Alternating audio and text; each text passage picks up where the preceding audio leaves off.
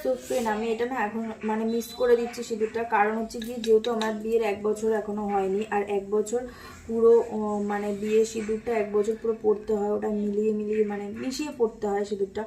তো তার জন্য না আমার সিঁদুরটাই মিশিয়ে নিলাম। এটার মধ্যে আমার বিয়ের সিঁদুর রয়েছে, আর এটার মধ্যে আমি সিঁদুর রাখতাম। আমার সিঁদুরদানিতে কেন জানি না, আমার সিঁদুরদানি আছে, কেউ ভেবো না যে আমার সিঁদুরদানি নেই। আমার উপর সিঁদুর যে পরে ওটা হচ্ছে আমার শাশুড়ি মা আমাকে কিনে দিয়েছে। আর বাট ওর উপর নেই, সিঁদুরের ওই কৌটো নেই আমার।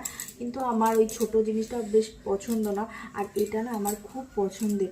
অনেক দিন থেকে ভাবছি যে আমি এটা কিনবো, এটা কিনবো। তো অবশেষে এটা আমি কিনে নিলাম।